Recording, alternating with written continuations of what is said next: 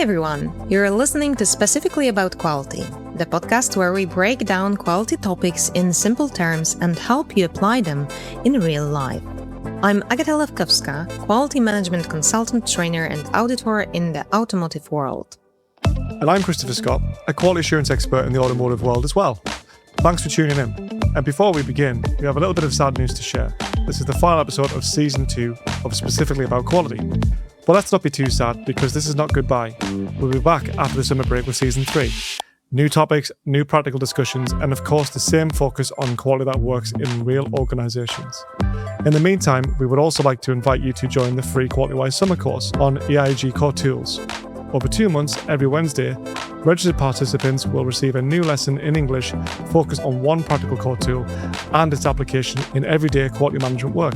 It's a great opportunity to refresh your knowledge of APQP, FMEA, control plans, MSA, SPC, and PPAP. And above all, to better understand how these tools work together as one connected quality system. You can find the registration link in the episode description. During the summer break, we will also warmly encourage you to explore the previous episodes of our podcast. There's already a full library of practical conversations covering quality management, automotive requirements, audits, problem solving, shop floor challenges, and many other topics that may support your daily work. Christopher, let's be honest. Artificial intelligence is already everywhere in quality. People are using it for reports, for analyzing, for decision-making, sometimes without even realizing the risks behind it. And what I see in organizations is this mix of excitement and complete lack of structure. And people ask, can I use AI? Should we use AI? And most importantly, how do we control it? Exactly. And this is where things get dangerous, because quality without control is just chaos. What's interesting is that until recently, we didn't really have a structured framework for artificial intelligence in quality management. We had standards for systems, processes, measurements, but not for AI behavior inside those systems. And that's exactly why today's topic is so important, I think, because finally we have something that starts to formalize the space.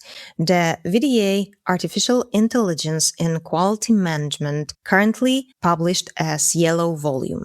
It is worth to mention that this manual is available for download on the VDA QMC website and is currently under voting until June 30th, 2026. And in my opinion, this is not just a guideline. It's a signal that artificial intelligence is now officially part of quality management reality. So let's start with the question, why this document matters. Well, what I really like about this publication is that it doesn't treat AI as a nice-to-have innovation. That's previously what AI was considered. We watch the movies, we see all those things about, robots and so on and artificial life. It treats it as something that needs governance, structure, and risk assessment, just like any other critical process in automotive. Yes, and that's very aligned with what we already know from IATF 16949. We don't accept uncontrolled variation in production. So why would we accept uncontrolled decision-making in artificial intelligence? And the yellow volume makes it very clear. AI is not just a tool, it's a system component. And if it influences decisions, inspections, or customer outcomes, then it must be managed, validated, and approved. And I think this is the biggest shift. Because until now, many companies treat AI like maybe Excel, on steroids, I would say. But this document says, no, this is closer to a process that requires qualification, monitoring, and continuous evaluation. So maybe let's talk about what's inside the yellow volume, Agata, from your perspective. Yes, let's go a bit deeper into what's exactly inside this document. When I read this yellow book, I had a feeling it seems more like a dictionary than a useful guide. It starts with terminology, and that's already very important because we finally align what we mean by thinking like bias, drift, explainability, or even hallucination. Yes, and those are not just buzzwords. For example, drift in AI is the equivalent to process instability for the equivalence of statistical process control. If your model starts behaving differently over time, that's like your process is going out of control and you need monitoring mechanisms for that. Exactly. And then we have a very strong section about competencies. I observed in the industry is that many people are unsure what to do with AI. They like the competence to apply AI for analysis. But let's be very clear about one thing. AI is a tool, not a substitute for a competence. From my experience, organizations that struggle with fundamentals like SPC, MSA, process discipline, audits missing, they will not be saved by AI. So in fact, they will only scale their problems faster. And implementing AI in quality is not just about, let's say, IT. It's about quality engineers understanding what they are approving. And I really like the approval model the manual proposed. It's a structured, risk-based approach. You classify the project risk and then you evaluate whether the AI system meets technical and organizational requirements. And that risk is not only technical, it includes things like bias, transparency, data protection, so maybe in Europe you're aware of something called GDPR, financial impact, or even reputational risk, which is very interesting because it brings AI much closer to something like failure mode and effects analysis thinking. So practical applications in quality is a deep dive. I want to talk about applications because that's where people get excited. The document gives concrete examples, AI in optical inspection, predictive quality, even support for 8D problem solving. Yes, and imagine companies using AI for visual inspection. But the question is, do they understand how the model was trained? And that's critical, because if your training data is flawed, your AI will consistently reproduce wrong decisions with high confidence, and then we trust the model completely. And that's worse than a human mistake in my view. Yes, exactly. And another example is predictive maintenance or predictive quality. Sounds great. But if you don't validate the model properly, you might be predicting stability where there is actually risk. And this is where the yellow volume really helps those who don't fully understand or how to implement it. It forces you to ask, what is the reliability of this AI output? What is the confidence level? And should this decision be automated or still supervised by a human? Chris, we cannot talk about artificial intelligence in quality without addressing one more thing. I mean here the regulation. Because what is happening right now in Europe, where we are placed, is not just evolution. It's a complete shift in how AI will be treated in organizations. Yes, and we're talking about the European Union Artificial Intelligence Act. And I think many companies still underestimate what this really means, because this is not a guideline. This is a legal framework that will directly impact how AI is developed, validated, and used.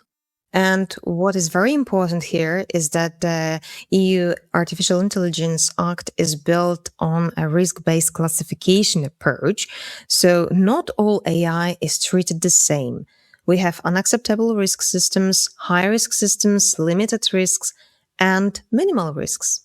And from a quality perspective, this is critical because many AI applications used in manufacturing and decision-making, like automated inspection, predictive quality, or release decisions, can fall into high-risk categories. Which means they will require things like traceability, transparency, human oversight, and documented validation maybe. And suddenly we are very close to what we already know from quality management systems. And this is where I see a strong connection in my view, because what the EU Artificial Intelligence Act requires is not something completely new. It's actually very much aligned with quality thinking, structured processes, defined responsibilities, documented evidence, and risk control. But here's the problem. Many companies are using AI today without any of this. No validation logic, no monitoring of model drift, no clear ownership. And once the EU Artificial Intelligence Act is fully enforced, this will become a compliance issue. And this is where another very important element comes in, which is the ISO IEC 42001 standard, because this is essentially the first management systems for artificial intelligence. Yes, and I think this is something that quality people will immediately understand, because ISO 42001 works like ISO 9001, but focused specifically on AI governance. That's exactly right, Agata. It introduced a structured approach to managing AI systems across their lifecycle. And this is from design through to development to monitoring and improvement. And what I really like is that it brings very similar concepts like risk management, competence, documented information, internal audits, but applies them directly to AI. So if you think about it, we now have 3 layers. You have ISO 9001 or IATF 16949 as your quality backbone. or the foundation. You have ISO 42001 as your AI management system. And on top of that, you also have the EU AI Act as a regulatory requirement. And VDA Yellow Volume sits exactly in between. It translates all of this into practical guidance for automotive quality. So what does this mean in reality? It means that if you are using AI in your quality processes, you should start by asking very concrete questions. So for example, do we know how this model was trained? Do we understand the limitations of the dataset? Do we monitor performance over time, like we monitor something like process capability? And also, can we explain the decision? Do we have human oversight? And do we know who is responsible for something goes wrong? Because this is the shift. AI is no longer just a tool. We must be honest, yes. It becomes part of our quality system and therefore must meet the same level of discipline. And I think this is the key message. Companies that treat artificial intelligence as an uncontrolled experiment will struggle. But companies that integrate AI into their management systems with structure, validation, and accountability will gain a massive advantage. Yes, and the combination of European Union Artificial Intelligence Act, ISO 42001, and VDA Yellow Volume gives us, for the first time, a complete framework to do this properly. And now the question is not if you will use AI in quality. The question is, will you control it or will it control you? So, Chris, let's talk what companies are doing wrong. Well, I need to be very honest here. Most companies are using it through experimenting or experimentally. They use AI, but they don't validate it, they don't monitor it, and they don't define responsibility. And from an audit perspective, this is a serious issue, because how do you audit a decision coming from a black box? If you cannot explain the decision, you cannot defend it in front of a customer or an auditor, I would say. Yes, and this is where concepts like explainability and transparency become critical. And this is where the Yellow Volume brings value. It forces organizations to move from experimentation to controlled implementation. Because quality is not about using tools, it's about controlling your outcomes.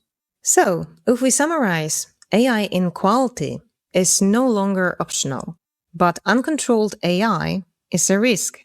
And the VDA Yellow Volume, together with European Union Artificial Intelligence Act and ISO 42001, gives us a framework to make it properly. The key question is simple. Do you control your AI or does it control your process?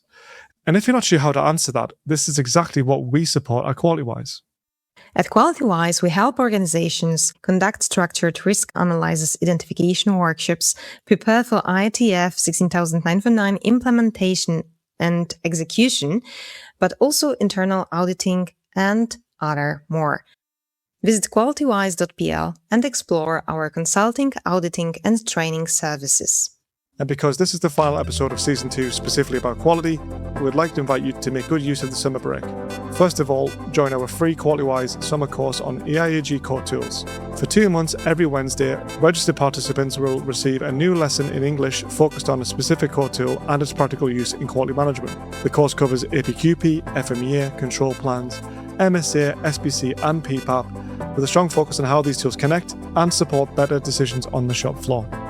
You can register using the link provided in the episode description. This is also a perfect time to catch up on the podcast episode you may have missed.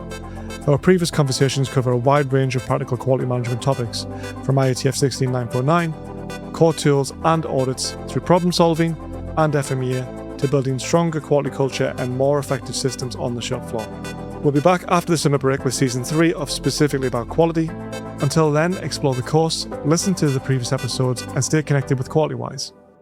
We would love to hear your take on today's topic. What's worked for you? What challenges have you faced? Drop us a comment, and if this episode resonated with you, please like and share it with others who might benefit. Until next time.